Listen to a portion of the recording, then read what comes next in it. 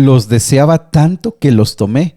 Está todo enterrado debajo de mi carpa.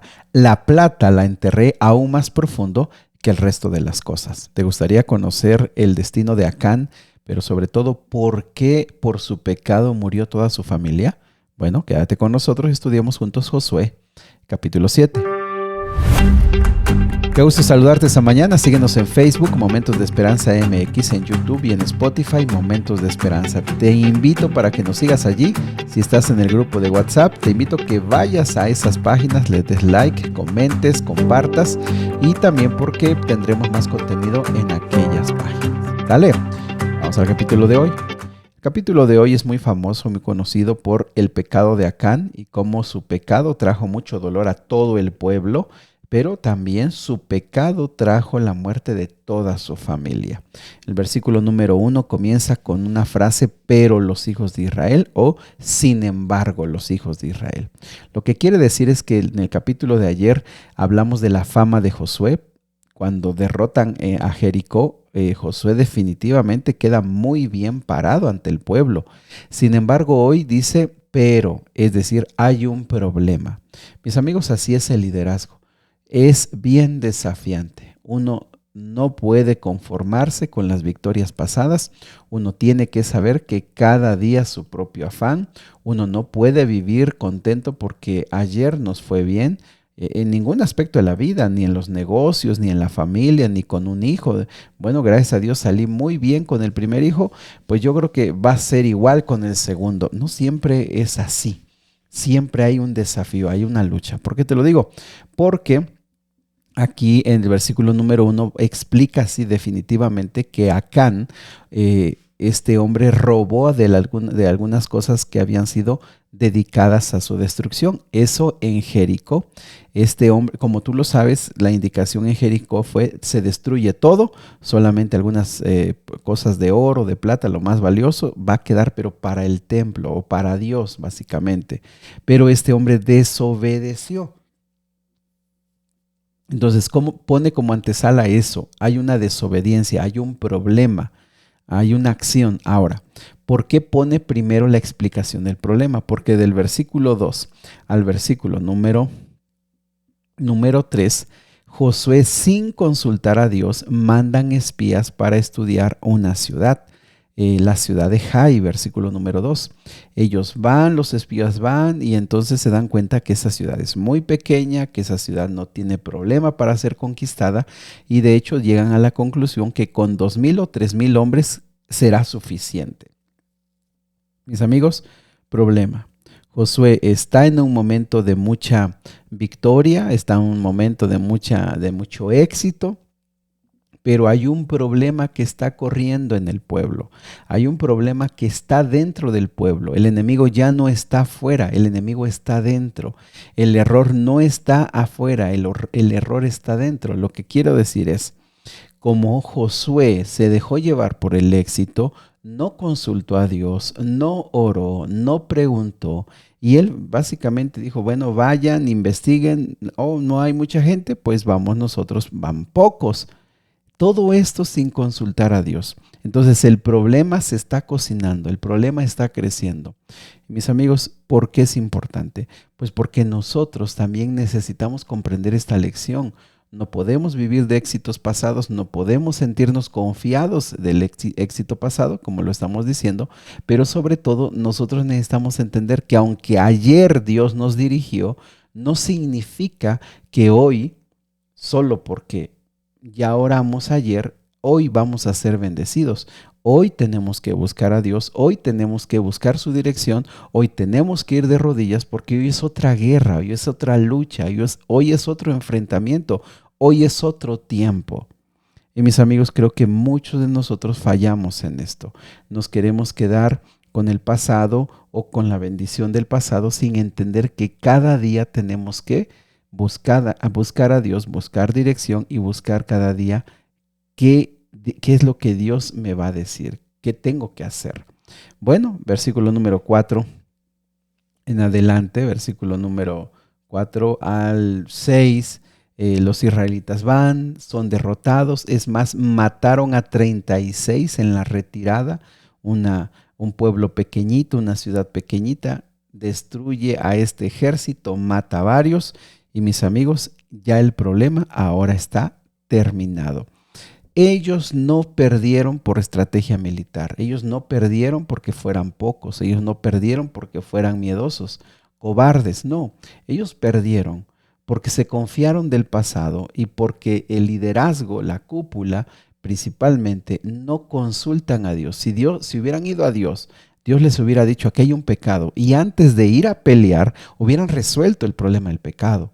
Y entonces ellos pudieran haber tenido éxito. Pero ellos se fueron así y ahora están en el problema grande. Mis amigos, para los negocios, para la familia y para la vida espiritual, cuando nosotros nos revientan los problemas, muchas veces no entendemos por qué nos está sucediendo. Y es básicamente lo que le pasó a Josué. Josué, versículo número 7 al 9, Josué va de rodillas y empieza a reclamar, Señor, ¿por qué permites que cruzáramos? Si tú querías destruirnos, nos hubiéramos quedado del otro lado del río. Es más, si con esto que nos está pasando, que un pueblo pequeño nos está destruyendo, se van a juntar todos los amorreos al darse cuenta que no somos poderosos y nos van a borrar del mapa básicamente. Mis amigos, cuando usted y yo no entendemos por qué suceden las cosas, rápidamente recurrimos al reclamo o a echar culpas. Y eso en el matrimonio, en la familia, en los negocios. En vez de investigar, en vez de preguntarnos qué sucedió, qué pasó. Y por supuesto, ir a Dios y de todo corazón orar. Muchas veces somos rápidos para juzgar y criticar. ¿Y cuántos matrimonios están ahora en grandes problemas? Porque lo que hacen es vivir atacándose uno a otro. Están criticándose, están echándose las culpas y están diciendo, tú tienes por tu culpa, nosotros estamos aquí. Y eso sucede en todos los aspectos, también en la iglesia. Muy bien, versículo número 10, la respuesta es extraordinaria. El Señor le dice a Josué, levántate. Mis amigos, esta es una expresión interesante, porque Josué había estado orando, pero se estaba deteniendo ahí, estaba siendo paralizado. Lo que Dios le dice es levántate y vamos a actuar. Y entonces le dice, es que aquí está el problema. Del versículo número 13, 14 se da la indicación, vas a traer todo el pueblo, yo te voy a decir, y yo voy a explicar quién es el que tiene el pecado, quién está en el error. Y mis amigos, aquí hay una parte pequeña, pero bien clara de misericordia. Dios les dijo, mañana va a ser, se van a formar.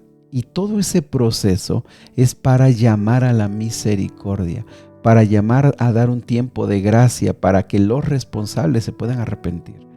Pero sabes, quiero decirte algo que es bien importante. Cuando el corazón se va endureciendo, le cuesta reconocer que está en un error. Cuando el corazón se va endureciendo, no quiere reconocer que está mal. No lo quiere entender.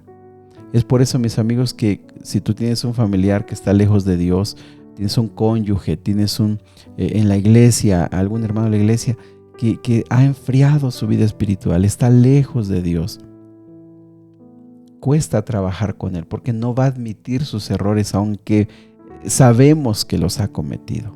No lo va a admitir. Entonces, aunque esta familia, principalmente Acán, como líder de esa familia, sabe lo que va a suceder, él se mantiene en esa actitud obstinada. Al otro día hacen un llamado, versículo número 16, muy temprano, porque murieron 36. Esto no es un juego, esto es un asunto muy serio.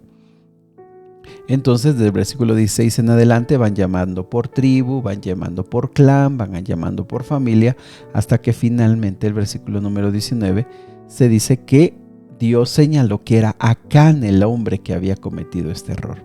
El versículo 19 se ve una expresión como de afecto, como Josué hablando con mucho cariño. Hijo mío, da gloria al Señor, Dios de Israel, y di la verdad. Confiesa y dime lo que has hecho, no me lo escondas. Fíjate, parece como que Josué, no sé si no cree que ha sucedido algo mal, no lo sé, pero le habla con mucho cariño, con mucha paciencia. El versículo número 20, finalmente Acán expresa: él ha pecado, ha robado, tomó del botín un manto hermoso de Babilonia, monedas de plata, una barra de oro, que por cierto es más de medio kilo, era bastante riqueza, la tomó, la enterró en medio de su carpa, y entonces se manda a buscar todo, versículo 22 y 23, se manda a buscar todo lo que este hombre dijo, donde dijo que estaba, y aquí hay una expresión en la que Josué dice: como has traído esta desgracia, ahora el Señor te traerá desgracia a ti. Sabes que otra expresión sería porque nos has turbado, porque Acán simboliza turbar. Entonces, como algunos consideran que ni se llamaba Acán, que con el tiempo se le llamó, en ese momento se le llamó Acán, porque Acán es turbar. Entonces, Acán, tú el que turbas, ahora Dios te va a turbar a ti. ¿Cómo termina esta historia? Es que dice que los apedrearon y los quemaron a todos y hicieron un montón de piedras sobre la familia. Aquí hay muchas lecciones y muy complejas. La primera que salta a nuestra vista es la gravedad del pecado, la obediencia obstinada y abierta. Cuando el Señor dijo algo claramente y este hombre desobedeció y desafió, trajo la desgracia a todo el pueblo. Aquí hay algo bien interesante de entender, cómo a veces los pecados afectan al pueblo. No que todo el pueblo es culpable, pero afectan al pueblo. Como a veces los pecados afectan a la familia. No que todos son culpables, pero afectan. Y aquí hay un llamado para todos los líderes, para los padres, para los que tienen familia, para entender que no podemos permitir, cuando una familia cree en Dios, cuando una familia en la iglesia se cree en Dios, se tiene que buscar cómo solucionar, cómo resolver cuando hay un problema de pecado que desafía abiertamente, un problema de pecado que se sabe, se vive en pecado. Se tiene que resolver porque sus efectos pueden traer consecuencias en la familia y en la iglesia. Pero en segundo lugar, también me parece que hay una lección muy importante.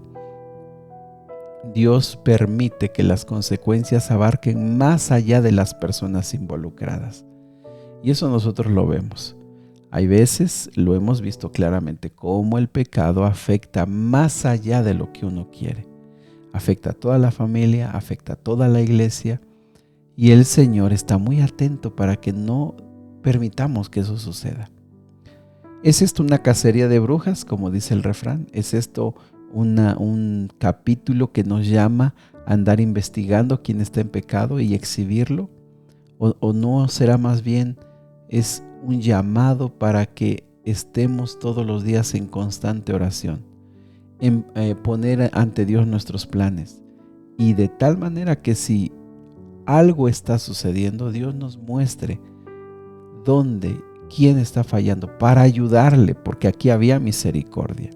Pero también, mis amigos, este capítulo nos deja clara la lección del juicio, cuando el Señor finalmente traerá juicio sobre aquellos que son rebeldes abiertamente.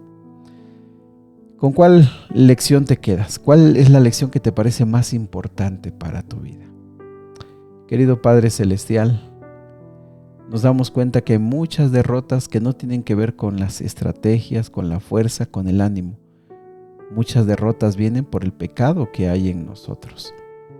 Hoy nos damos cuenta que para salir a combatir hay que salir puestos a cuentas con Dios todos los días, contigo, Padre. No el éxito de ayer, no la victoria del pasado es la que nos va a asegurar hoy tener éxito. Eres tú, porque cada día, Señor, necesitamos buscarte en oración.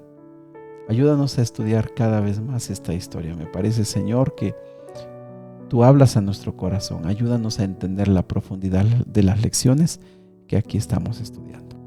Te lo pedimos, Señor, en el nombre de Jesús. Amén. Sigue orando. Abre tu corazón al Señor. El Señor quiere escucharte.